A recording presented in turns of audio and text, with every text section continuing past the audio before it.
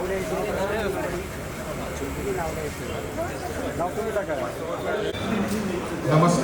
सभासद बंधू आणि भगिनींनो, आज आपल्या नाशिक जिल्ह्याची आमचे स्नेही आमचे मित्र आज आपल्याला प्रमुख पाहुणे म्हणून मिळाले आहेत। त्यामध्ये एक भारतीय जनता पार्टीचे नाशिक शहराध्यक्ष माननीय सुनीलजी केदार साहेब हे आपल्याला पाहुणे उपस्थित आहेत। दुसरे पाहुणे आपले आमचे मित्र आमचे लहान बंधू अजयजी बोरस्ते जिल्हा प्रमुख शिवसेना शिंदेगड हे पण आपल्याला या 50व्या वार्षिक सर्वसाधारण सभेस पाहुणे म्हणून लाभले आहेत। मी या दोन्ही प्रमुख पाहुण्यांचं आपल्या सर्वांच्या वतीने मनपूर्वक स्वागत करत आहे। तसेच आपल्या बँकेवर प्रेम करणारे आपल्या बँकेचे माजी संचालक प्रमोदजी पुराणे, तसेच सुरेश शेटे साहेब, तसेच गणेश बँकेचे चेअरमन माजी सभापती मनपा शरदजी कोशिरे, उद्योजक जयप्रकाशजी जोशी, पद्माकर पाटील हे सगळे आपल्या बँकेवर प्रेम करणारे लोक दरवर्षीप्रमाणे आपल्या बँकेच्या वार्षिक सर्वसाधारण सभेस उपस्थित आहेत।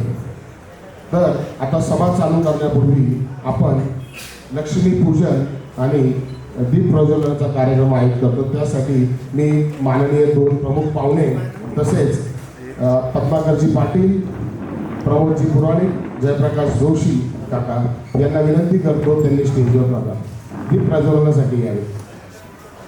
अनिलजी कोबळे आपण पण या।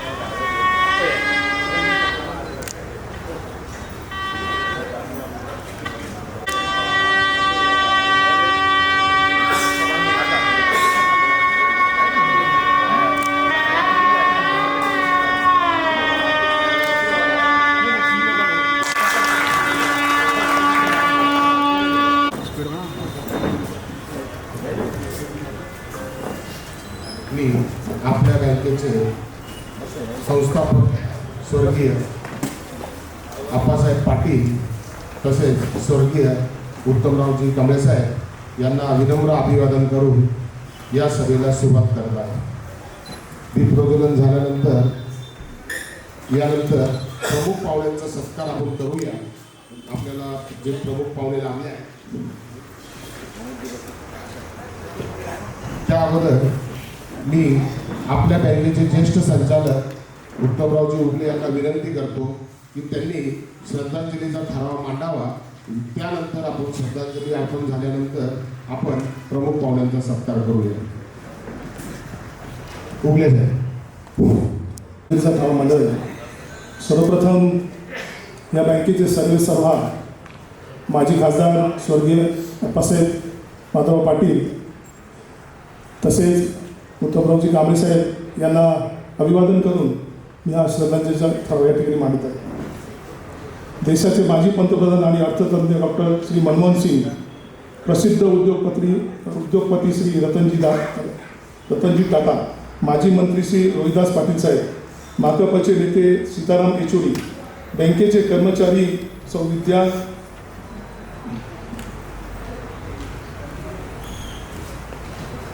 विद्या सयंगर यांचे वडील मोतीलाल बराई, विख्यात गायक पंडित जसराज यांच्या पत्नी मथुरा जसराज, बँकेच्या संचालिका स्वप्ना निंबाळकर यांच्या बहीण भारती आहेत, प्रसिद्ध अभिनेते श्री अतुल परचुरे, बँकेचे अधिकारी श्री माणिक गुंजाळ यांच्या वहिनी श्रीमती सुरेखा भाऊसाहेब गुंजाळ, माजी खासदार हरिश्चंद्र चव्हाण, प्रसिद्ध तबलावादक झाकीर हुसेन, माजी राज्यपाल SM कृष्णा, समांतर चित्रपटाचे प्रणेते श्याम बेनेगल, पंजाबचे माजी मुख्यमंत्री श्री ओमप्रकाश चौटाला, दैनिक देशदूतचे संस्थापक श्री देवकिशनजी सारडा, बँकेचे सभासद मेसर्स RC ट्रेडिंगचे संचालक श्री अनिलभाई शहा, नाशिक जिल्हा महिला सहकारी बँकेच्या माजी अध्यक्षा श्रीमती शशिताई आहिरे, बँकेचे माजी कर्मचारी श्री रमेश उगले यांचे चिरंजीव अमित उगले, बँकेचे माजी अधिकारी श्री अनिल पाळदे यांचे वडील वसंतराव पाळदे, बँकेचे कर्मचारी श्री माणिक नाटे यांच्या मातोश्री राजूबाई नाटे,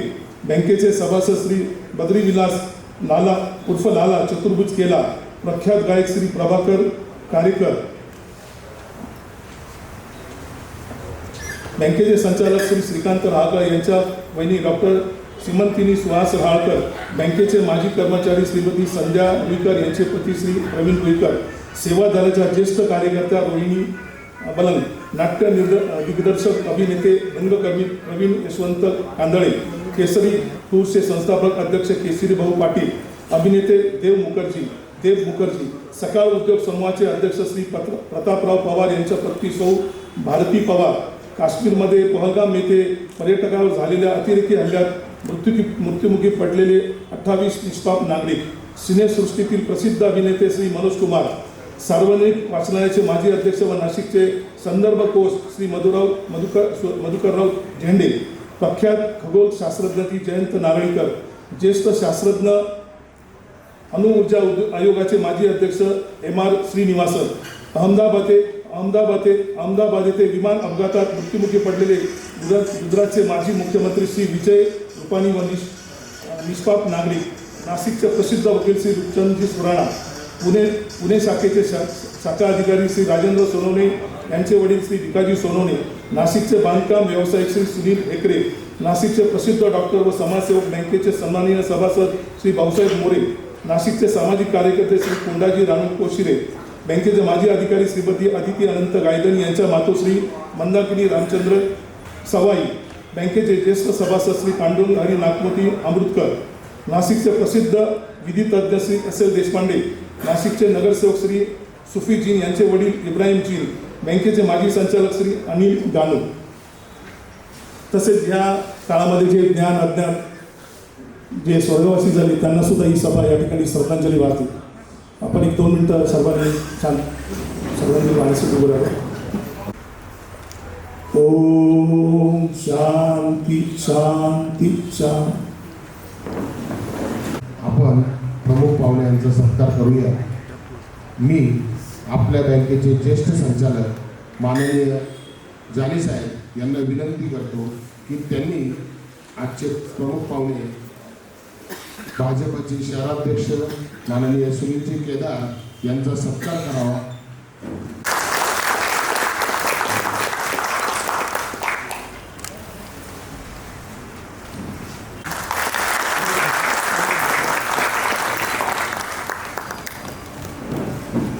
कोऑपरेटिव्ह बँकेच्या आजच्या ह्या 50व्या वार्षिक सभेच्या निमित्तानं उपस्थित त्या बँकेचे अध्यक्ष आमचे मोठे बंधू आदरणीय भाऊराव पाटील,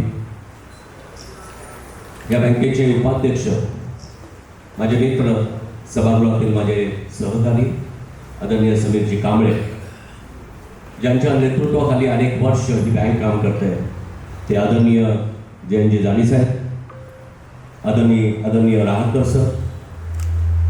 खरं तर आज तुमचे दोन्ही प्रमुख पाहुणे तुम्ही इथं बघता आणि या दोन्ही प्रमुख पाहुण्यांची राजकारणात ज्यांनी सुरुवात केली ते आमचे आदरणीय तात्यांनीच मला पहिल्यांदा राजकारणात आणलं. आणि तात्याने आणि सुनीलराव आम्ही तिघांनी किमान 7 ते 8 वर्ष बरोबर प्रवास केलाय, बरोबर काम केलंय. प्रथमतः मी ज्यांनी खऱ्या अर्थाने बँक स्थापन केली, लौकिकास आणली, आदरणीय आप्पा आणि आमचे दादा यांना अभिवादन करतो. खरं तर कोऑपरेटिव्ह बँक काय असते हे काय सोपं नाही सांगू नको. परंतु मला सगळ्यात जास्त आनंद इथं आल्यानंतर याचा झाला की दादा असतील आणि आप्पा असतील यांनी 50 म्हणजे 5 दशकं कामं केली. आणि आज ती जी पिढी आहे ती आज बघत होतोय. मामा आहेत आमचे, पाटील मामा आहेत, भाई आहेत, भाई तिकडे मदाने सर आहेत, इथं शेटे साहेब आहेत. ही सगळी पिढी आज सगळी आम्हाला भेटली. म्हणजे जे दादा आणि आप्पांनी कमवलं ते पुढे तुम्ही कंटिन्यू ठेवलेलं आहे.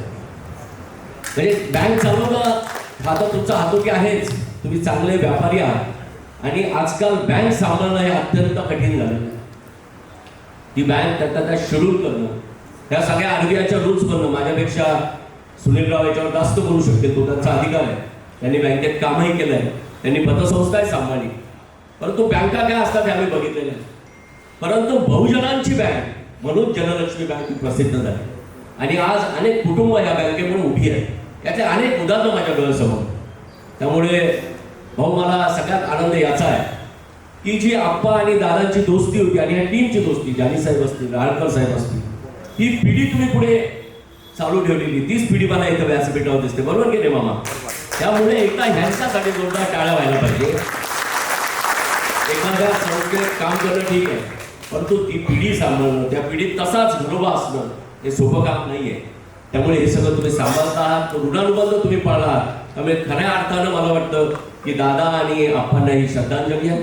मी बाकी तर काही जास्त बोलणार नाही, कारण बाग भांडवल किती वगैरे ते आम्ही मध्ये बँकेला भेट दिली तेव्हा लक्षात आलं. परंतु भाऊ, खरंच सांगतो, आता परिस्थिती खूप बदललेली आहे. व्यापार सुद्धा सोपा राहिलेला नाही आणि अशा परिस्थितीत चांगले कर्जदार शोधणं हे काही सोपं काम नाही. कारण आता बँकांना चांगले कर्जदार शोधावे लागतात.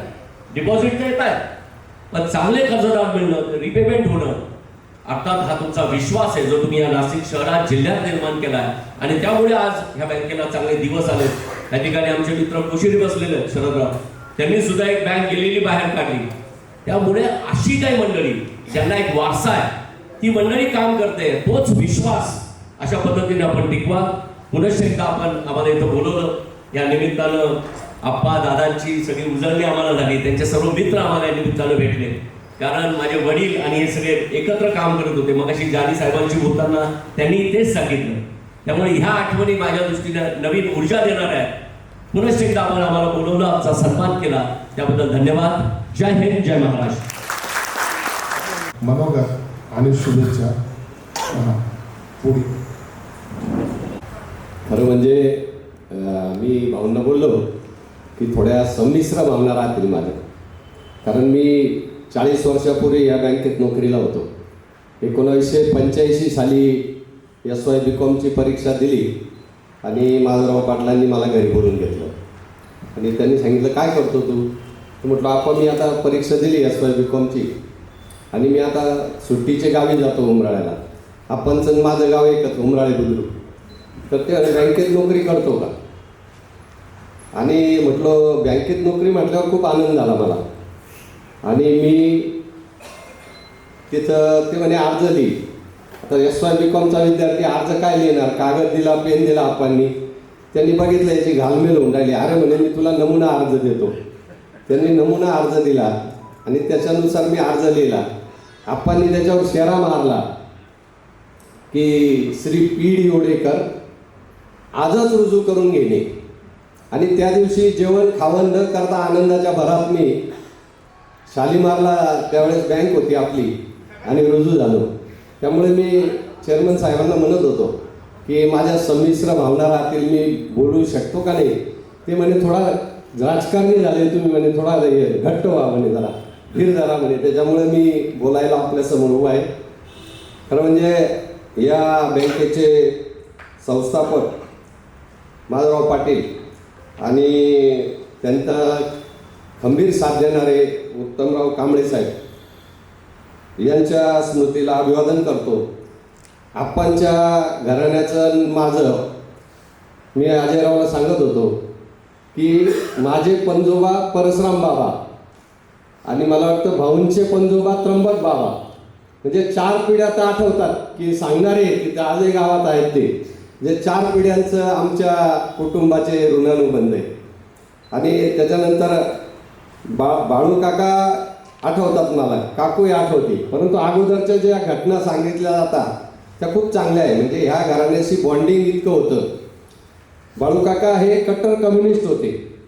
म्हणजे शेवटपर्यंत बाळू काका, कोंडाबाबा, साहेब बाबा ही अजयराव उमराळ्यातली मंडळी आणि भीमाशेठ ही फार मोठी असती काँग्रेसची. परंतु आमच्या वसरीवर डिबेट व्हायचं.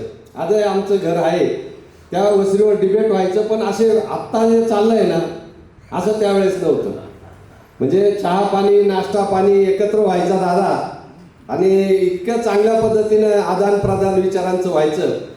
तर तसं परत होण्याचं स्टेज आज मला पाहायला मिळालं याचा मला अभिमान वाटतो. खरं म्हणजे मागच्या वर्षी भाऊंनी मला बोलवलं होतं, का जमलं नाही माझ्या लक्षात नाही, परंतु मी एक पत्र पाठवलं होतं.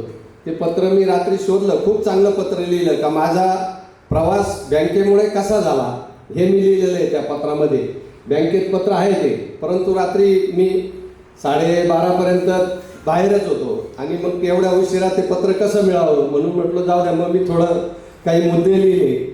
म्हणजे 40 वर्षापूर्वीचा इतिहास ते आजपर्यंतचा इतिहास हा केवळ सहकारातला असेल, समाजकारणातला असेल, राजकारणातला असेल, तर केवळ आणि केवळ माधवराव पाटलांनी मला दिशा दाखवली आणि म्हणून मी इथपर्यंत पोहोचलो हे मी प्रत्येक ठिकाणी अभिमानानं सांगतोय.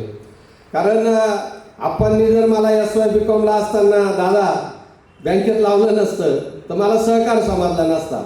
सहकार समजला नसता तर त्याच्यातून मी बाकीच्या ज्या समाजकारणाच्या किंवा राजकारणाच्या ज्या काही ॲक्टिव्हिटी आहे त्या करू शकलो नसतो. आणि म्हणून मला असं सांगावंसं वाटतं की आपणच्या स्मृती जर जागृत ठेवायच्या असतील तर त्यांनी दाखवलेली वाटचाल ही पुढं जर नेली तर खऱ्या अर्थानं आपणना आणि कांबळे साहेबांना श्रद्धांजली ठरेल, त्यांच्या स्मृती जिवंत राहतील असं मला वाटतं.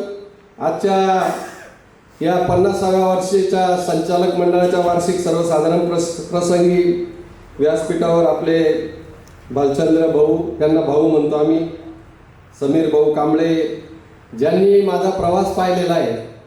मी इथं 1977 साली आलो. ते जानी साहेबांनी माधवराव बरोबरच काम केले. मला वाटतं जानी साहेब व्यासपीठावर आप्पांबरोबर काम केलेले एकमेव दिसत आहे मला. जानी साहेब, निंबाळकर मॅडम, उत्तम तात्या उगले, राळकर साहेब, अमृतकर साहेब, आमचे सतीश बापू सोनवणे, गांगुर्डे साहेब, संजू दादा,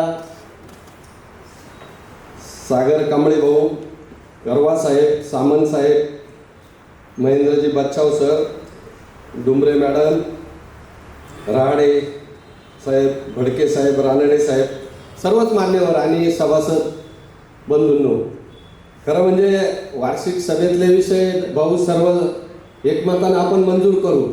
परंतु आज 40 वर्षानंतर मी या व्यासपीठावर आलो आहे, त्याच्यामुळं थोडं बोललं तर आपली हरकत नसेल तर थोडं मनोगत व्यक्त करतो. सगळे आपलेच आहे. जनलक्ष्मी बँकेची स्थापना जानेवारी 1979 साली झाली आणि मी 1977 साली गावाहून शिक्षणाकरता नाशिकला आलो. परंतु जरी गावावरून आलो तरी गावी जरी राहत होतो तरी आप्पांचं म्हणजे बाळू काका असतानाच, म्हणजे आमचे आजोबाच म्हणायला हरकत नाही, आप्पांचे वडील ते पूर्वी आलेले होते. परंतु या घराण्याबरोबर मी मगाच सांगितलं की आमची 4थी पिढीची नाळ जुळलेली आणि त्यामुळे असे घट्ट असं बॉन्डिंग आहे आमचं. त्यामुळे आम्ही एकमेकाला काही सूचना करू अजयराव, परंतु आमचे मनभेद कधी झाले नाही. आम्ही एकमेकाला सूचना करतो. भाऊंचा काही विषय असला, दादांचा काही विषय असला, कादवा कारखान्याचा काही विषय असला तर काही वेळा मी नाराज झालो तर त्यांच्याकडे व्यथा व्यक्त करतो का असं घडतंय कारखान्याचं. त्यानंतर तुम्ही काळजी करू नका, आम्ही तुमच्या पाठीशी आहे. म्हणजे असं म्हणतात ना, भिवू नको मी तुझ्या पाठीशी आहे दादा, तसं हे कुटुंब माझ्या पाठीशी आहे याचा मला आनंद आहे.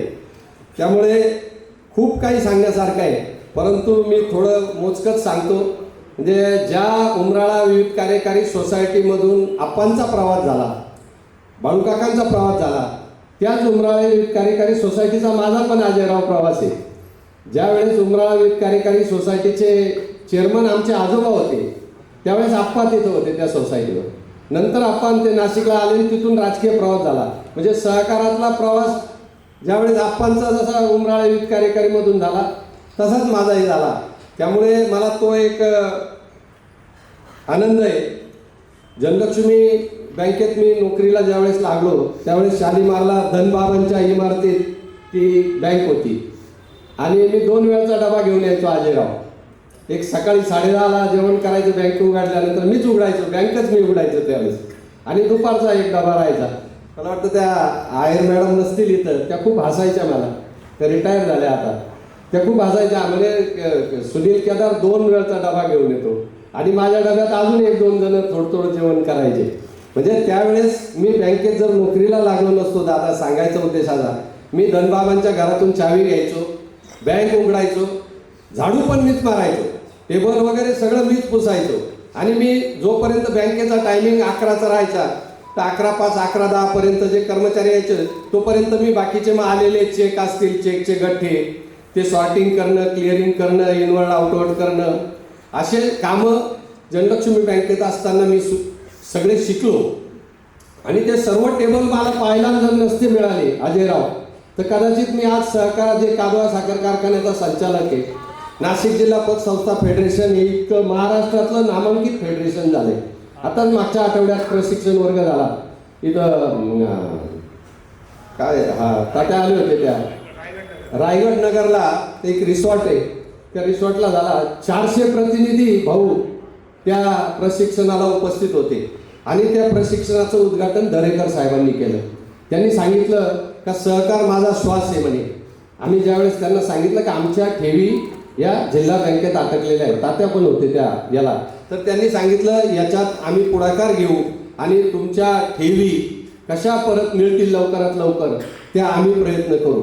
त्याच्यानंतर मी अनास्कर साहेबांना भेटलो आणि त्यांनी असं सांगितलंय की जितक्या ठेवी असतील भाऊ त्या 5 टप्प्यामध्ये आम्ही तुम्हाला परत करणार आहे 5 वर्षात. म्हणजे 10 कोटीच्या ठेवी जर असतील तर दरवर्षी 2-2 कोटी ठेवी आपल्याला देणार आहे. त्यामुळे सहकारात असे काही चढ उतार जरी झाले तरी आपण जर स्थिर राहिलो मला वाटतं सहकाराशिवाय तरणोपाय नाही. जनलक्ष्मी बँकेच्या बाबतीत जर सांगायचं ठरलं त्यावेळेस VIP कंपनीचं अकाउंट मिळालं होतं, VIP कंपनीचे एम्प्लॉई लोकांचं, आणि खूप अकाउंट उघडावं लागायचे भाऊ. म्हणजे त्यावेळेस प्रॉडक्ट मॅन्युअली काढावं लागायचे. आम्ही रात्री 11 वाजेपर्यंत बसायचो ते प्रॉडक्ट काढायला, आणि ते प्रॉडक्ट डे जुळले नाही ना तर परत डबल काढायचे अजयराव. म्हणजे जोपर्यंत प्रॉडक्ट आणि दिवस जुळत नाही तोपर्यंत परत रिपिटेशन व्हायचं. आता कॉम्प्युटराईज झालंय, एका क्लिकवर आजची पोझिशन काय आहे ती आज दिसते. परंतु माझी एक विनंती आहे भाऊ दादा, आप्पांची एक खासियत होती, आप्पांकडे याचक म्हणून जो माणूस गेला का मला गरज आहे मदतीची, तर आप्पा आधी कर्ज आणि नंतर अर्ज हे आप्पा का करायचे का त्यांना माहिती होतं हा याचक म्हणून आपल्या तिथं आलेला आहे. आणि बेडरूममध्ये सह्या करताना आप्पांना मी पाहिलेले ज्या लोकांना, आणि असे लोक 100% पैसे थकवत नाही. हप्ता मागं पुढं होईल दादा त्यांचा, दादा नाही अनुभव आहे, दादा काय वेळा रागवता माझ्यावर, परंतु अशा लोकांपर्यंत आपण गेलेलो होतो. आणि परत आपल्याला अजयराव तुम्ही म्हटले ना कर्जदार शोधायची गरज आहे, तर हे कर्जदार जर आपण आपलेसे केले तर बँक आपल्याला खूप मोठी अजून करता येईल. मागच्या आठवड्यात ठाणे जनता बँकेच्या प्रमुख सत्कारार्थी म्हणून मला तिथं बोलवलं होतं. तिथं मी त्यांना विचारलं भाषणात का तुमच्या किती शाखा झाल्या, आता ही शाखा कितवी आहे, तर ते म्हणे 7वी आहे.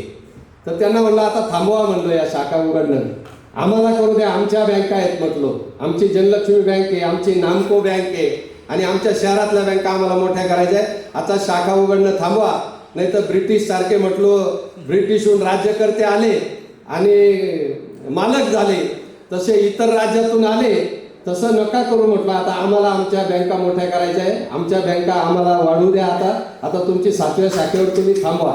हा विनोदाचा भाग आहे, हा सोडून द्या. परंतु भाऊ आपल्याला मध्यम वर्ग आणि त्याच्या खालचा जो वर्ग आहे म्हणजे 2-3 वर्ग आहे, त्याच्यात मध्यम वर्ग आणि अति गरीब वर्ग या वर्गांपर्यंत गेलं बँकेला कधीही तर मरण राहणार नाही.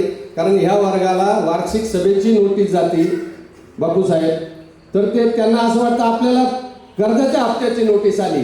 तात्यांना अनुभव आहे, आम्ही गुरुदत्त पतसंस्थेचा चेअरमन आहे, आम्ही दोघं संस्थापक आहे त्या पतसंस्थेचे. परंतु वार्षिक सभेचं जरी पत्र गेलं दादा तर ते घेऊन येतात का बा मी तर हप्ता रेग्युलर भरतोय आणि मला ही नोटीस कशी काय आली.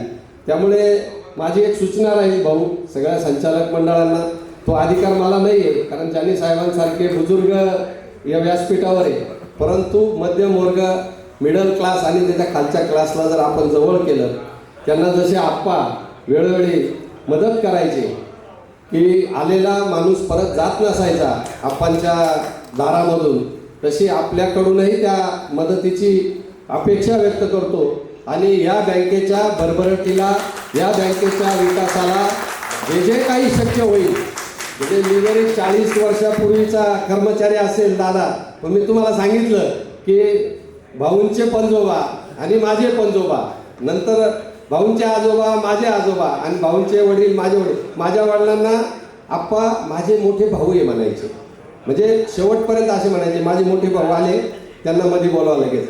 त्यामुळे असे ऋणानुबंध असलेल्या एका बँकेत कुटुंबाचा एक घटक म्हणून मी आलो आणि माझा यथोचित सन्मान केला. असेच ऋणानुबंध आपण भविष्यात कायम ठेवू. बँकेच्या प्रगतीकरता जे जे काही लागेल, जी जी काही मदत लागेल ती मदत आम्ही आपल्या नेहमी देऊ. सहकार कायदे बदलले, केंद्रात पहिल्यांदाच सहकार मंत्री झाले दादा आता, आणि सहकार कायद्यामध्ये अमेंडमेंट भरपूर झालेल्या आहे. त्या काही चुकीच्या आहे असं म्हणणं नाही माझं, परंतु त्या आपल्या फायद्याच्याच आहे. त्या स्वीकारून आपण पुढे जाऊ, या बँकेला वैभवावर नेऊ. त्याकरता जे जे शक्य होईल ते करण्याची हमी मी देतो आणि थांबतो. धन्यवाद. जय हिंद, जय महाराष्ट्र, जय सहकार. पाहुण्यांनी जुन्या आठवणींना उजाळा दिला. आमच्या उमराळा गावचे भूषण माननीय सुनीलजी केदार यांचं मी मनपूर्वक आभार व्यक्त करतो. यानंतर आता आपल्या बँकेचे ज्येष्ठ संचालक जयंत भाईजानी हे प्रस्तावना करण्यासाठी मी त्यांना विनंती करतो. त्यांनी आपल्या प्रस्तावना करावी. गेली 50 वर्ष या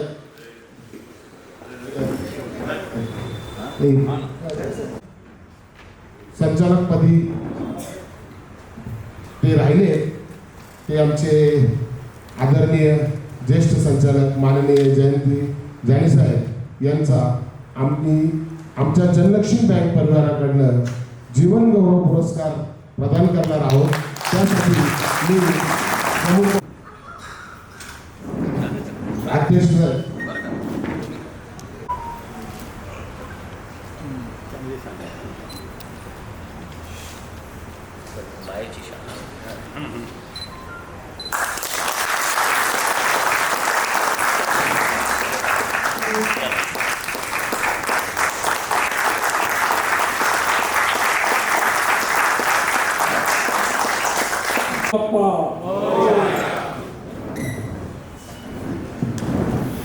आपल्या बँकेचे अध्यक्ष, उपाध्यक्ष, सर्व संचालक बंधू आणि उपस्थित सर्व सन्माननीय सभासद बंधूंना,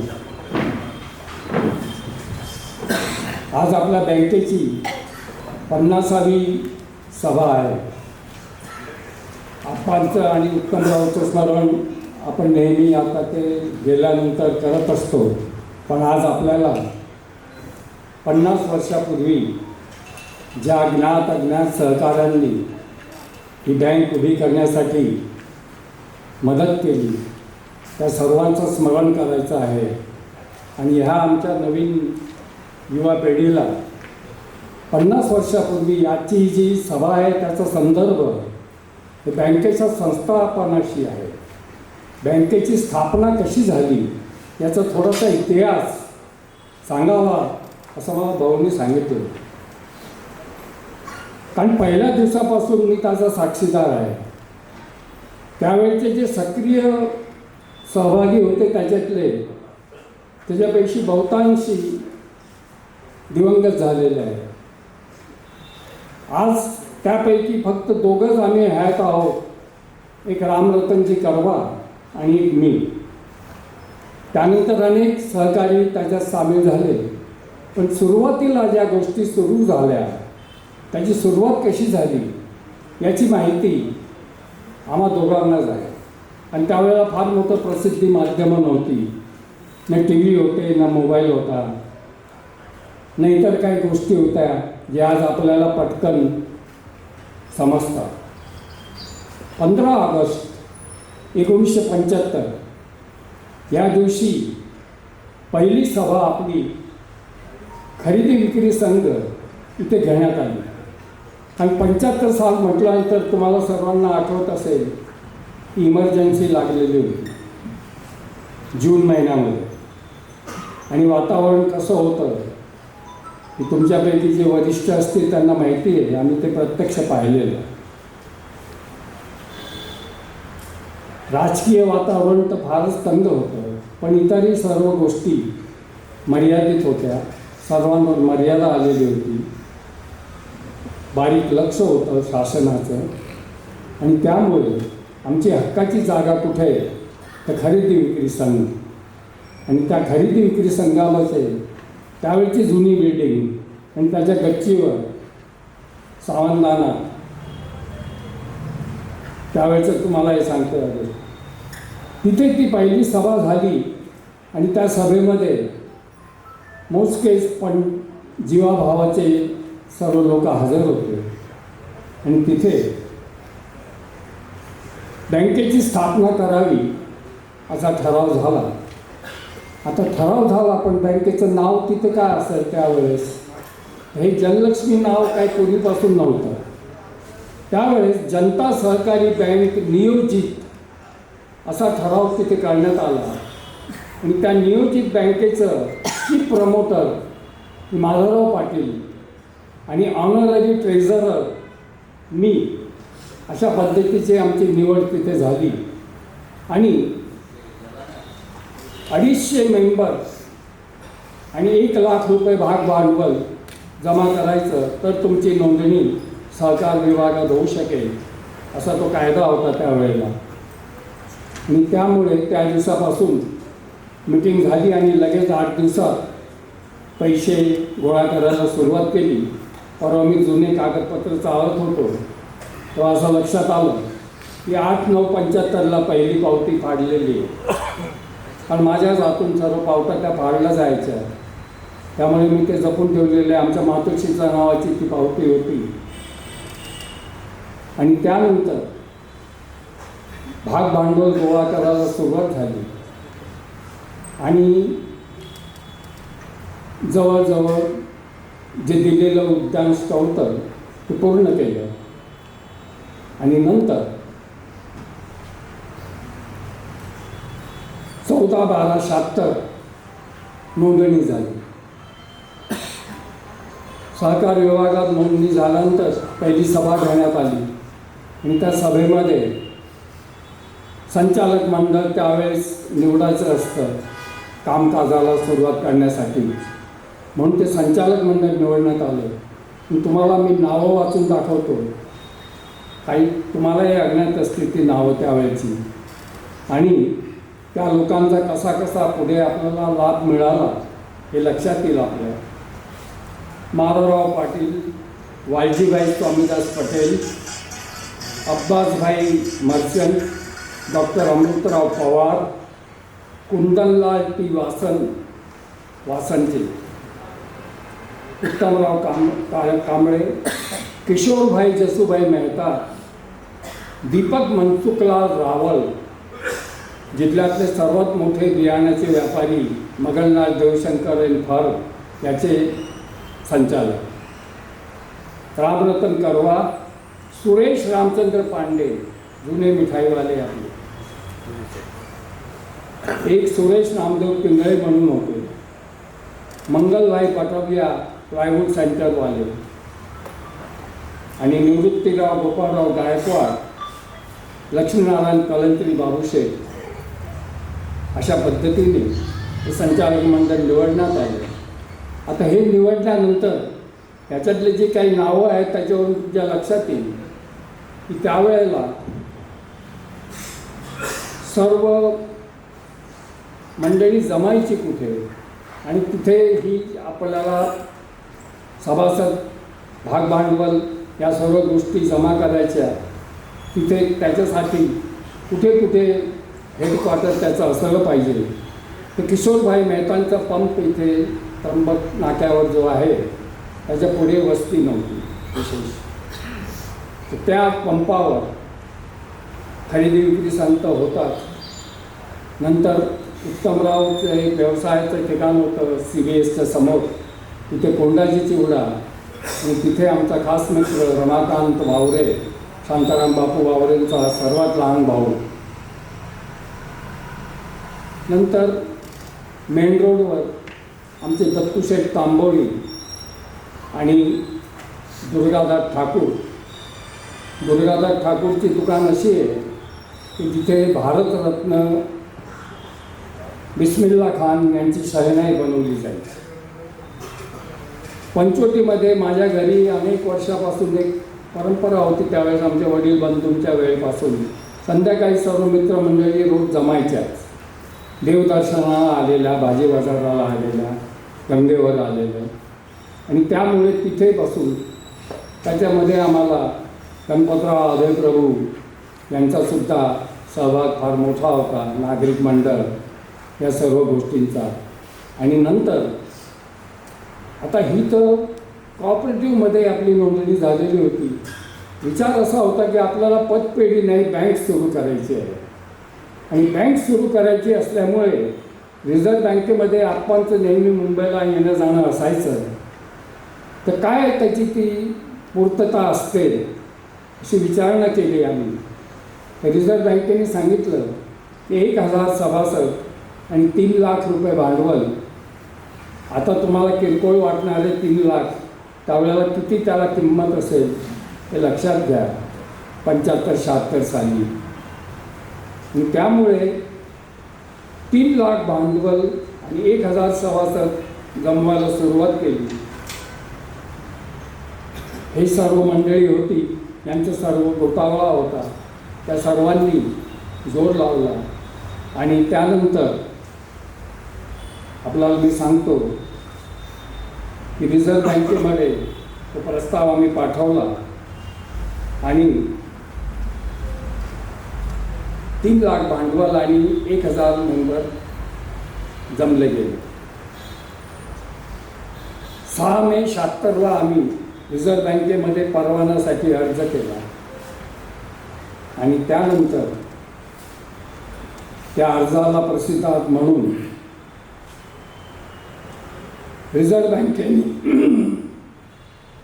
27/11/78 रोजी आम्हाला बँकिंग परवाना आपल्याला देण्यात आला. बँकिंग परवाना दिला, त्याच्या आधी जागा कुठे, सारखं खरेदी विक्री संघामध्ये कसं काय. वावरे गल्लीमध्ये एक लहान जागा आम्ही घेतली होती,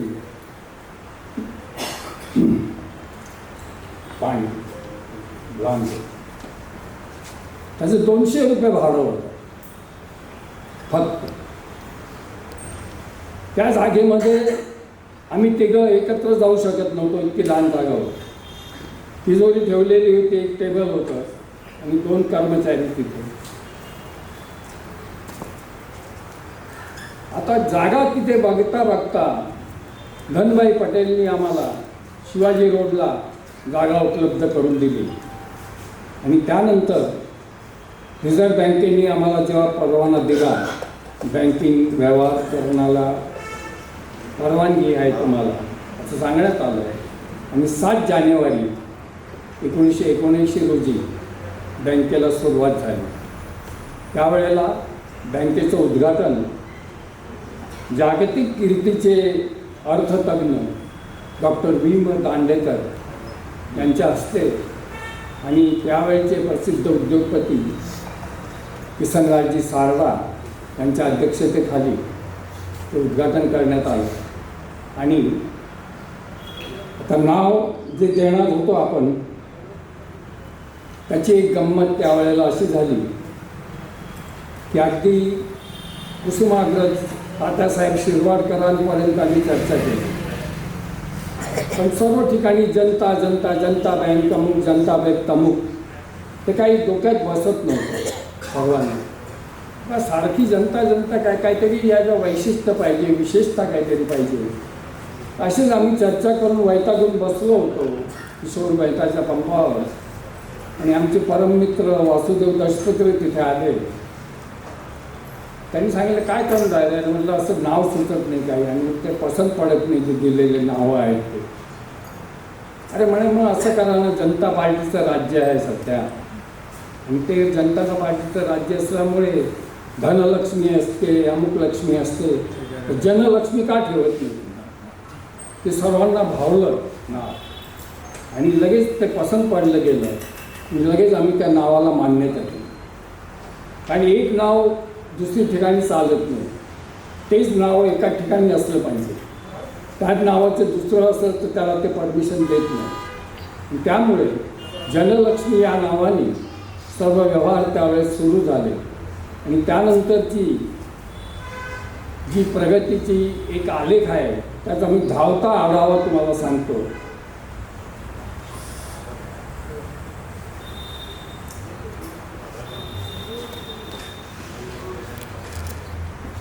बँक सुरू झाली, पण आता डिपॉझिट कसं आणणार? कारण डिपॉझिट त्यावेळेला सर्वांची खाती वेगवेगळ्या बँकांमध्ये होती, नॅशनलाइज बँकामध्ये. आणि कॉपरेटिव्ह तर 2च बँका होत्या, नामको आणि पीपल्स. नामकोमध्ये फक्त व्यापारी, पीपल्समध्ये ठराविक लोक. नाशिक रोडची बँक लांब, 4-5 किलोमीटर कोण जाणार, नाशिक लहान. त्यामुळे मग आम्ही पैसे लोक ठेवणार कसे, विश्वास कसा ठेवणार, तर अभिनव योजना सुरू केल्या. 500 रुपये जर तुम्ही डिपॉझिट ठेवले, एक चांदीचा ताट, एक वाटी, एक चमचा, एक ग्लास आणि एक बशी, अशा पद्धतीचं प्रेझेंट लगेच देण्यात येईल. ही सर्व 1/10/79 या अभिनव योजनेला सुरुवात केली आहे. त्यानंतर त्याच्यात आणखीन वाढ अशी केली की 2500 रुपये जर ठेवले तर एक कळशी, एक हांडा, त्याच्याही भरले. 5000 रुपये जर ठेवले तर 1/2 किलो चांदीची लगड. अजून अनेक लोकांनी त्या घेतलेल्या लगड आहे, त्यावेळेचा भावही इतका कमी होता की त्या चांदीच्या लगडीला इतकं काही प्रतिसाद मिळाला, ते काही जास्त पुढे करता आलं नाही. त्यानंतर एक शाखा होती, त्याचं काही समाधान होईना. भाड्यामध्ये किती दिवस या गोष्टी करायच्या, स्वतःची जागा घेऊ असा एक विचार सुरू झाला. आणि त्या जागेसाठी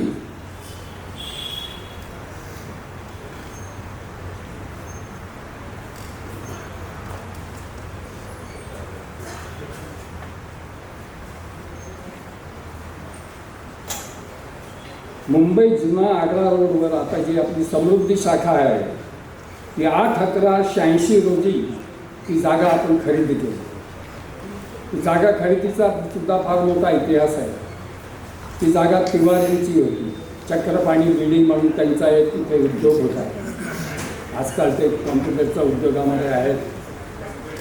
आणि ती जागा इन्कम टॅक्सकडे जप्त होती. ती फक्त संस्थेला विकू शकत होते. आणि त्यांचे जे मालक होत्या त्या अशा मुरब्बी वृद्ध स्त्री होत्या. त्यांचा एक चमत्कारिक स्वभाव होता त्यांचा, की लवकर ते काही दाद द्यायचे नाही. म्हणून हे तिघं, माधवराव, उत्तमराव आणि राजेवादकर, त्र्यंबकराव राजेवादकर, आपले चंद्रकांत राजेवादकर, ते सारखे तिथे जायचे, त्यांचं मन वळवायचे. आणि त्या पद्धतीने तिथे तयार झाले. आणि ती जागा नंतर आपल्याला विकत देता आली.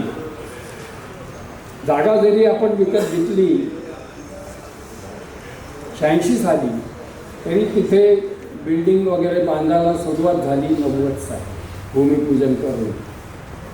आणि भूमिपूजन झाल्यानंतर तिथे बांधकामाला सुरुवात झाली. त्यावेळेचे प्रसिद्ध आर्किटेक्ट म्हात्रे साहेब आणि त्यांची सर्व कंपनी, त्या लोकांनी अप्रतिम अशी तिथे बिल्डिंग उभारली.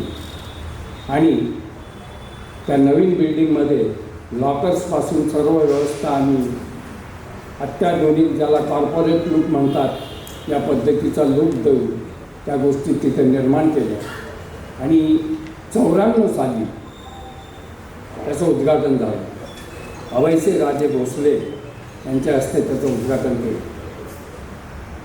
त्यानंतर त्याचं नामांतर केलं त्या जागेचं समृद्धी म्हणून. जनलक्ष्मीमधली हेड ऑफिस समृद्धी असं त्यावेळेपासून ते ओळखलं जाऊ लागलं. मुंबईमध्ये सुद्धा एक बँक मर्ज करून घेतली आपण, ती वर्धमान म्हणून एक बँक होती.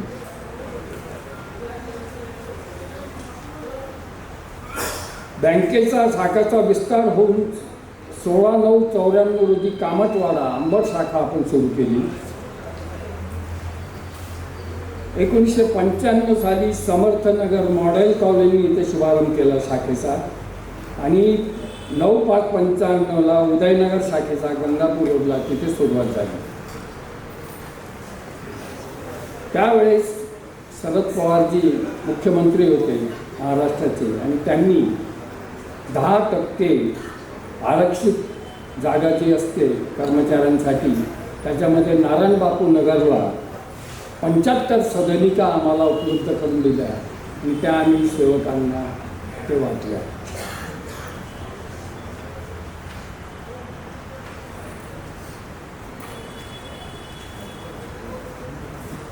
सहा 2/97ला पुणे शाखा आणि 29/99ला मालेगाव शाखा यांची सुद्धा सुरुवात झाली आणि 16/10/2000ला जळगाव शाखेला सुरुवात केली. बँकेस 7/1/2000 साली शेड्यूल दर्जा प्राप्त झाला. या सर्व घडामोडी घडत असताना जास्त परतावा द्यावा लोकांना म्हणून प्रमोद पुराणिकांच्या मार्गदर्शनाखाली कोऑपरेटिव्ह शेअर बाजार अशा पद्धतीची एक 92-93 साली सुरुवात केली आणि तिथे रोज शेअर बाजाराचे जे शेअर असायचे त्याचं रितसर ऑप्शन तिथे आम्ही घ्यायचो आणि समोर मालक बसलेला असायचा, त्याला परवडणाऱ्या भावात घेणारा तिथे असायचा, त्यांनी पैसे दिले त्यानंतर ते शेअर तिथे ट्रान्सफर व्हायचे. अशा पद्धतीचा तो सुरुवात झालेली होती, पण ते आम्हाला परवानगी नसल्यामुळे नंतर लवकरमध्ये ते आम्हाला बंद करावे लागले. आणि आज तुम्ही बघू शकता त्या शेअर बाजाराकडे किती मोठा कल आपल्या मध्यम वर्गाचा गेलेला आहे. या सर्व गोष्टी सांगण्याचं कारण केवळ एवढंच, या 50 वर्षामध्ये अनेक बँकानंतर आपल्या अनेक होतकरू आणि महत्त्वाकांक्षी लोकांनी नाशिकमध्ये बँका सुरू केल्या. त्या सर्वांना हस्ते परस्ते माधवराव पाटील आणि जनलक्ष्मीचं सहकार्य आम्ही त्यांना लाभू दिलं. कारण त्यांची बँक सुरू झाली तरी त्यांना तिथे व्यवहार करता येत नव्हते. जेव्हापर्यंत क्लिअरिंग हाऊसमध्ये त्यांना प्रवेश मिळत नाही तेव्हापर्यंत जनलक्ष्मीनी त्यांचं क्लिअरिंग हाऊस म्हणून काम केलं आणि त्यांचे चेक वगैरे वटवण्याचं काम जनलक्ष्मी बँक करायची. त्या पद्धतीने ही सर्व होत असताना माधवराव पाटील खासदार झाले आणि खासदार झाल्यानंतर महाराष्ट्र राज्य सहकारी बँक, ज्याला MSC बँक म्हणतो आपण, तिथे इतिहासामध्ये पहिल्यांदा नागरिक बँक विभागातला माणूस अध्यक्ष होणं ही फार महत्त्वाची घटना होती. ती माधवराव पाटलांच्या रूपाने तिथे साकार झाली. आज जरी त्या बँकेवर प्रशासक असले तरी ते प्रशासक माधवराव पाटलांचं नाव नेहमीच घेत असतात. की तुम्ही ज्या बँकेने ज्या पद्धतीने मध्यम वर्गाला, नोकरदार वर्गांना सहाय्य केलं ते अप्रतिम अजोड आहे. मी या नवीन पिढीला तेच सांगू इच्छितो की तुम्हीसुद्धा येणाऱ्या पुढच्या काळामध्ये त्याच पद्धतीने वागा आणि त्याच पद्धतीने त्याची वाटचाल सुरू ठेवा. कारण अनेक घोटाळे बँकिंग क्षेत्रामध्ये त्यानंतर झाले. तुम्हाला आश्चर्य वाटेल की ज्यांनी बँका सुरू केल्या त्यांना सुरुवातीला लोन घेता येत होतं, पण नंतर माधुपुरा नावाची एक दुर्मती निर्माण झाली आणि त्या माधुपुरामुळे सर्व संचालकांना आणि त्यांच्या नातेवाईकांना लोन घेण्यापासून परावृत्त करण्यात आलं. ते अजूनपर्यंत त्या गोष्टी लागू आहेत. त्यामुळे आम्ही संचालक किंवा आमचे नातेवाईक बँकेतून लोन घेऊ शकत नाही. त्याचा जर भंग केला तर लाखो रुपये दंडाची आकारणी होत असते. प्रत्येक महिन्याला येणारं RBIच्या पत्रामध्ये त्याचा उल्लेख असतो की कोणत्या बँकेला कोणता दंड झाला. त्याच्यात अगदी ICICI आणि SBIसुद्धा सुटत नाही. हे सर्व त्याच्यातले धोके ओळखून त्याला सामोरे जावं लागतं. आणि बँकिंग क्षेत्र हे अशा पद्धतीने स्पर्धात्मक झालेलं आहे की आता त्या स्पर्धेला सामना देता देता आजच्या परिस्थितीमध्ये आपण जर नजर केली तर आज आम्ही आपला बँकेचं भाग भांडवल 10,51,00,000 रुपयापर्यंत नेलेलं आहे. हे आपल्याला त्यावेळेस 3 लाख आणि 1 लाख रुपये कसे जमवू याची भ्रांत होती. या 50 वर्षामधला हा प्रगतीचा भाग आहे. आज आपल्या ठेवी 160 कोटीपर्यंत गेलेलं आहे. कर्ज वाटप आपलं 93 कोटीपर्यंत गेलेलं आहे. आणि आपली सभासद संख्या जी आपण 250, 300 आणि 1000पर्यंतची जी आपली मजल होती पूर्वी सुरुवातीची, ती आज आपले 36,626 सभासद झालेले आहे. आणि ठेवीदारांची संख्या 1,30,857पर्यंत झालेली.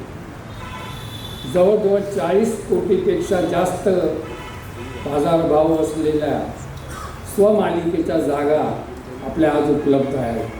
भाड्याच्या जागा आम्ही कमी करून राहिलेलो आहोत. कारण भाडं आणि महानगरपालिकाचा टॅक्स न परवडण्यासारख्या गोष्टी झालेल्या आहेत. पुढची वाटचाल या सर्व नवीन पिढीने अशा वेगळ्या पद्धतीने सुरू करायचं ठरवलेलं आहे. आम्ही या वेळेला 1 आठपासून व्याजदरामध्ये सुद्धा थोडी वृद्धी केलेली आहे.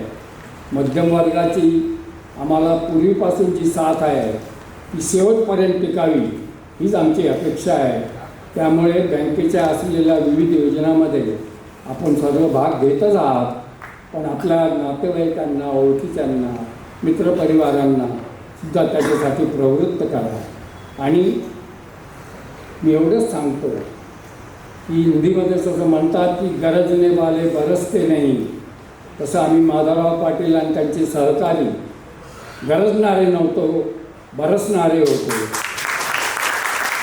बरसणारे म्हणजे जनकल्याणाची कामं, सामान्य जनतेला मदत, त्यांच्या अडीअडचणी समजून घेणं. आणि माधवरावचं असलेलं ब्रीदवाक्य दुःखाचे सोबती, हे दुःखाचे सोबती नेहमी तुम्ही सर्व लोक राहा असं मी या सर्वसाधारण सभेच्या साक्षीने तुम्हाला आवाहन करतो. आणि तर आपल्या सर्व सभासदांना विनंती करतो की आपणही इतके वर्ष जी आम्हाला साथ दिलेली आहे ती साथ अशी टिकवा. आणि पुढच्या वर्षी येणारा सुवर्ण महोत्सव आपण सर्वांच्या सहकार्याने अविस्मरणीय असा साजरा करू अशी अपेक्षा देवाकडे मी व्यक्त करतो. इथे थांबतो. जय हिंद, जय महाराष्ट्र. सभासद बंधूंना या सभेसाठी उपस्थित राहताना एकच अपेक्षा असते, विषय तुमचा विषय तयारच आहे. सभासदांनी केलेल्या सूचना, त्यांनी दिलेले पत्र आता मी वाचणारच आहे. फक्त माझं मनोगत ऐका. तुमचा बराच वेळ झालेला आहे, परंतु शिरीष असं समजा आणि 5 मिनिटात मला हे माझं मनोगत व्यक्त करू द्या. त्यांनी सभासदांना काय अपेक्षित आहे ते मी फक्त थोडक्यात वाचणार आहे. आपल्याला माहिती देणार आहे सभासद बंधूंना. तर आपल्या बँकेचा आता जाने साहेबांनी सर्व 50 वर्षाचा इतिहास आपल्या डोळ्यासमोर आणला. मी त्याबद्दल त्यांचे आभार व्यक्त करतो. आता सर्वात महत्त्वाचं सभासदांना अपेक्षित असलेलं आपल्या बँकेत असलेल्या ठेवी, आपण दिलेले कर्ज, आपल्याकडे असलेली मालमत्ता आणि आपल्याकडे असलेल्या राखीव रक्कम, या ठराविक गोष्टीमध्ये सभासदांना इंटरेस्ट असतो. तर मी सभासदांना सांगतो, आपल्या 36,000 सभासदांना आज सर्व उपस्थित राहू शकत नाही, परंतु त्यांना या सभेच्या निमित्ताने सांगू इच्छितो, आपल्या बँकेचा वसूल भागभांडवल 10 कोटी आहे आणि जे 10 कोटी सभासदांचे 10,51,00,000 रुपये आहेत त्याच्या समोर आपला राखीव निधी म्हणजे रिझर्व्ह फंड हा 113,29,00,000 रुपये आहे. म्हणजे 50 वर्षात सभासदांनी सर्व आणि संचालक मंडळाने सर्वांच्या सहकार्याने या बँकेने 113,39,40,00,000 रुपये कमवून ठेवलेले आहे. त्यापैकी आपण कर्ज 93 कोटी वाटलेले आहे आणि गुंतवणूक आपली 107 कोटी म्हणजे 107 कोटी आपण गव्हर्नमेंट सिक्युरिटीजमध्ये टाकून ठेवले. म्हणजे आपल्याकडे एवढा एक्सेस फंड आहे की 50 वर्षात आपण काय कमवलं याचाच लेखाजोखा मी फक्त सांगणार आहे की 113,39,00,000 रुपये हे रिझर्व्ह फंड आहे 10 कोटी समोर. आता मी थोडक्यात मी फक्त आपला चालू वर्षीचा नफा आणि आपले असलेल्या बिल्डिंग्स वगैरे त्याचं एक थोडक्यात सांगतो. चालू वर्षी बँकेने 51,64,000 हा नफा झालेला आहे.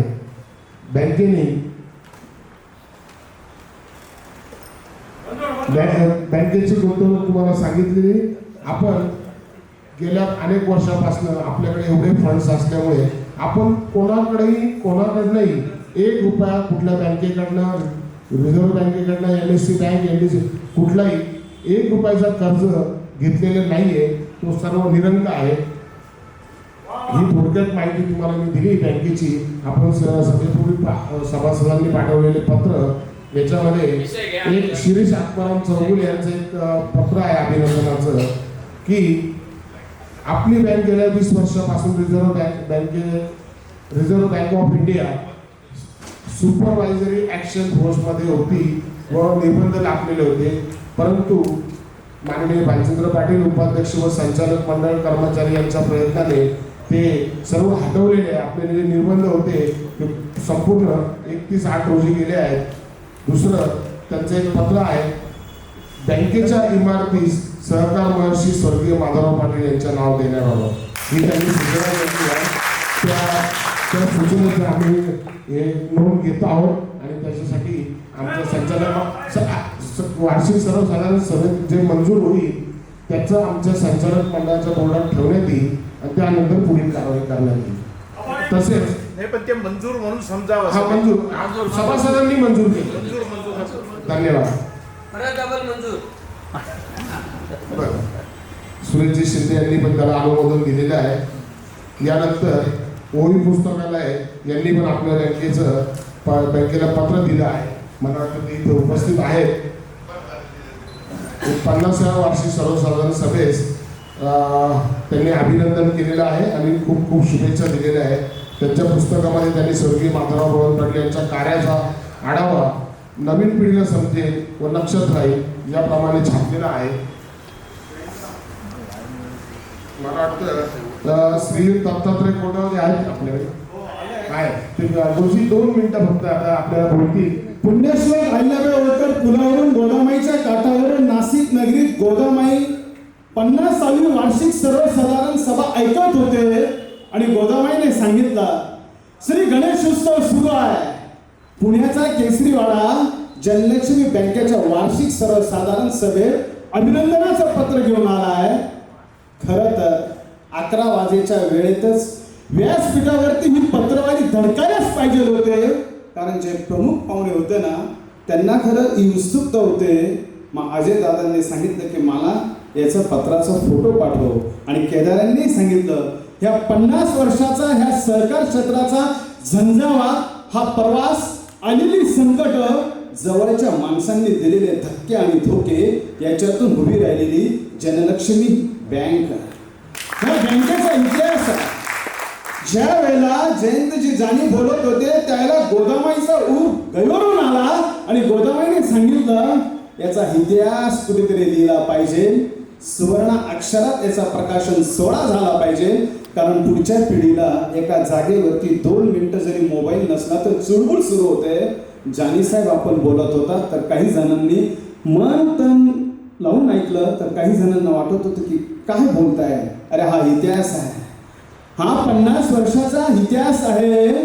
इतिहास हा पुढच्या पिढीला माहिती असला पाहिजे कारण इतरांना भूगोल आहे महाराष्ट्राला इतिहास आहे म्हणून महाराष्ट्राचं नाव तेजाने तळपत आहे आणि महाराष्ट्रात सहकार क्षेत्र हे अतिशय उत्कृष्ट आहे.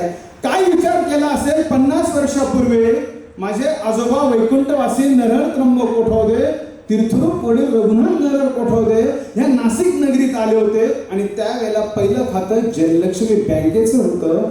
त्या बँकेने आमच्या परिवाराला दिलेली साथ आता आमची ही 3री पिढी आहे आणि ह्या जयलक्ष्मी बँकेचं आमचं नातं, आमचे सासरे इथे व्यासपीठावरती बसले आहेत रवीजी अमृतकर, त्यांना इतिहास हा सर्व माहीत आहे आणि त्यांना हा इतिहास सांगितला की तुम्ही ज्या बँकेवरती संचालक आहे त्या बँकेचं आणि आमचं नातं काय. जानी साहेब आपण खूप छान सांगितलं, अंगावर शहारे येत होते, कारण आजच्या पिढीला 3 पिढींसोबत बसायला वेळ नाही, जी ऐकणारी मंडळी आहे त्यांना सांगणारं कोणी नाही, हे आमचं दुर्दैव आहे. पण अशी काही मंडळी आहेत ती तनमन लावून ऐकतायत. भ्रमणध्वनीच्या काळात पत्रवारी संपलेली आहे, पत्र लिहायला कोणाला वेळ नाही, ऐकायला वेळ नाही आणि पत्राची आतुरतेने वाट पाहणारी मंडळी नाहीत. अशा असंवेदनशील काळात काहीतरी 1%, 2% अशी व्यक्तिमत्व आहे की त्यांच्यावर गाव चालतं, शहर चालतं, राज्य चालतं, देश चालतं. ती अदृश्य आशीर्वाद कुठेतरी लपलेली असतात, ती फक्त आपण शोधायची असतात. आपल्या सर्व सभासदांच्या वतीने या संचालक मंडळाला एक ओबी गौरवपत्र, एक अभिनंदनाचं पत्र की जेणेकरून पुढच्या यांच्या कारकिर्दीला भरारी यावी आणि कुठेतरी चुकीचं पाऊल जर पडत असेल तर हे अभिनंदनाचं पत्र एक छडी राहील, एक धाक राहील. बिन ब्रेकची गाडी कोणी चालवत नाही आणि बिन धाकाचं पतसंस्था परिवार चालत नाही, कारण ती कुठेतरी गडबडण्याची शक्यता असते. हीच सभासदांच्या भावना आहे. आपण एकदा आपल्या जागेवरती उभं राहून आणि या संचालक मंडळांना हे अभिनंदनाचं आणि गोदामाईच्या पत्रवारीचं पत्र देऊ. स्वर्गीय दरबारात कांबळे साहेब आणि माधवरावजी पाटील बघतायत आणि त्यांच्या डोळ्यातून आनंद आश्रय येत आहे की माझा वारसा तुम्ही जपताय. पुतू नको, मातू नको, घेतला वसा टाकू नको.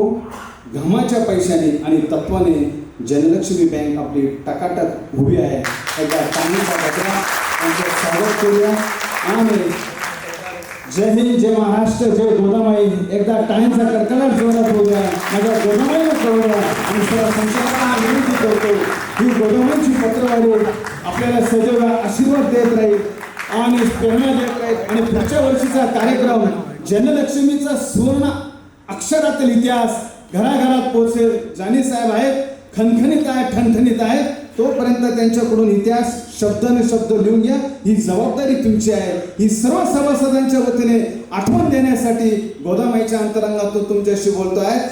जय हिंद, जय सरकार, जय जनलक्ष्मी. कोठावदेजी, मी आपला सन्मानपत्र स्वीकारित आहे. माननीय ज्येष्ठ संचालक यांच्या हस्ते.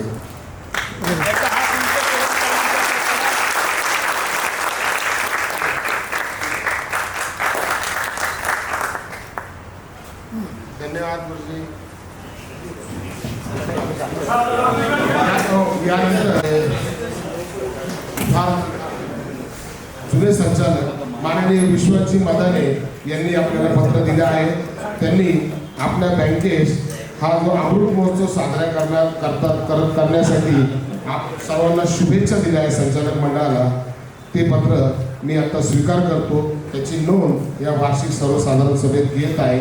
यानंतर मी आता विषयावर सभेचं वाचन करतो. हो, आता विषयावर विषय क्रमांक 1 8/9/2024 रोजी झालेल्या 49व्या वार्षिक सर्वसाधारण सभेचे इतिवृत्त मंजूर करण्यासाठी मी मला वाटतं जे ह्या सभागृहात गेले अनेक वर्ष अनेक असंख्य सभासद उपस्थित असतात. त्यांना सर्व सभासद प्रत्येक मीटिंगची माहिती असते आणि त्यामुळे आपण विषयावर एक विषय मंजूर करूया.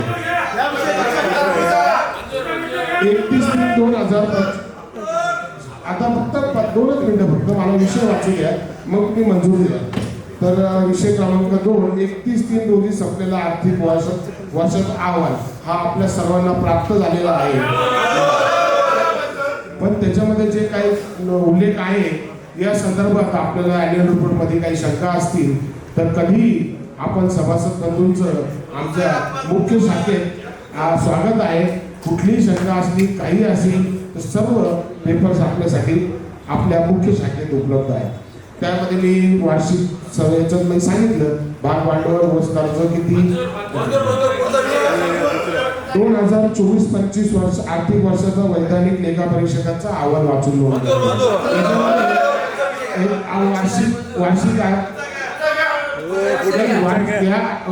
वार्षिक अहवालात त्याचं सगळं नोंदी आहेत. आपल्या या संदर्भात काही माहिती आवश्यक असल्यास आम्ही देऊया. 2025-26 हे बघा आता काही टेक्निकल विषय असतात जे आपल्याला वार्षिक सभेत मंजूर करून घ्यावं लागतात. वैधानिक लेखा परीक्षक तसेच समावर्ती लेखा परीक्षक नेमणूक करणे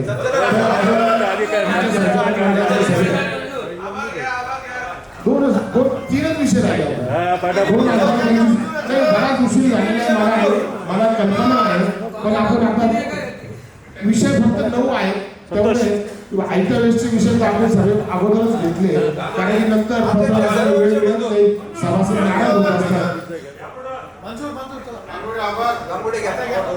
सन 2025 संचालक मंडळाने जे अंदाजपत्रक बनवलेलं आहे त्याच्या अहवालामध्ये नोंद केली. त्यामध्ये पद्माकर आप्पा पाटील, बाई कंसाराजी यांनी सर्वांनी अनुमोदन केले. त्याची नोंद आपण घ्यावी जेणेकरून प्रोसिडिंग मध्ये ते लिहिता येईल.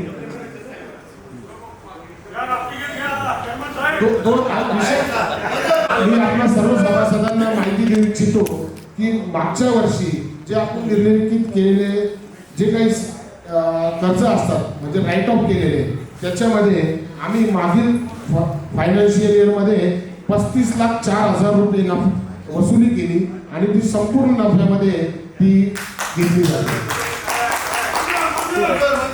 आणि बँकेने निश्चित केलेला तडजोड व समझौता कर्ज म्हणजे वन टाइम सेटलमेंट मध्ये जो सभासद लाभ घेतात त्यांच्या केलेल्या सभासदांना मिळालेल्या लाभाची आपण सर्व मंजुरी घेत असतो. तुम्हाला सर्व सभासदांना सांगू इच्छितो विषय क्रमांक 9 नुसार संचालक मंडळ सदस्य किंवा त्यांच्या कुटुंबातील एकाही सदस्याने कुठल्याही बँकेचा 1 रुपया कर्ज घेतलेले नाही. ही नोंद या सभेत घ्यावी लागते. आणि 50व्या वार्षिक जे सभासद उपस्थित राहू शकले नाही त्यांचा अनुपस्थितीची रजा मंजूर करतो, ती आपण सर्वांनी मंजूर करावी. यानंतर आयत्या वेळेस विषयामध्ये आपण जे पत्र आहे ते वाचले. आता आपल्याला एक सत्कार करायचा आहे. नाशिक जिल्हा ॲडव्होकेट मल्टीपर्पज सोसायटीचे अध्यक्ष म्हणून माननीय ॲडव्होकेट पांडुरंग तिर्ले यांची निवड झाल्याबद्दल आपण सर्व त्यांचा सत्कार करूया आणि नंतर आपलं आभार व्यक्त करतील आणि मग आपलं राष्ट्रगीत होईल. या तिर्ले साहेब या. चला राजे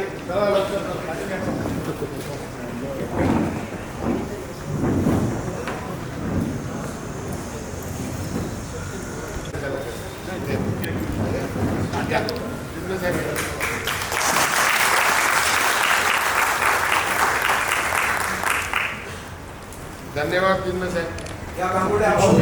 आभाराचे नाव वाचतो आणि त्यानंतर राष्ट्रगीत घेऊ.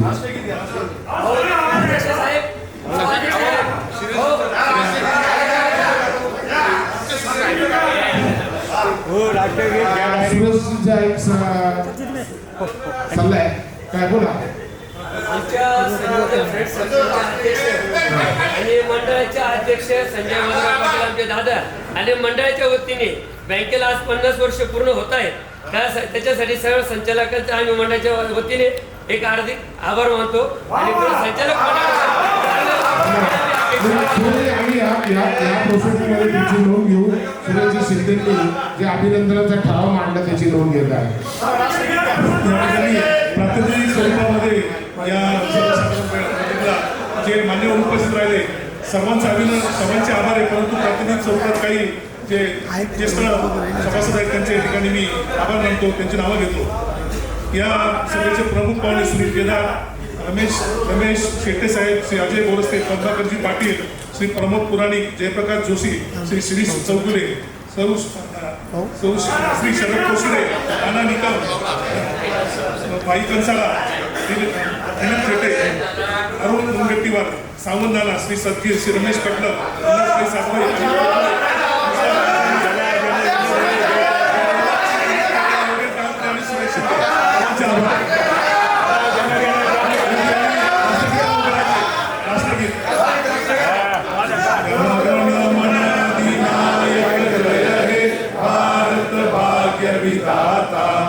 पंजाब सिंध गुजरात मराठा द्राविड उत्तर वंग विंध्य हिमाचल यमुना गंगा उच्चल जलधि तरंग तव शुभ नामे जागे तव शुभ आशीष मागे गाये तव जय गाथा जन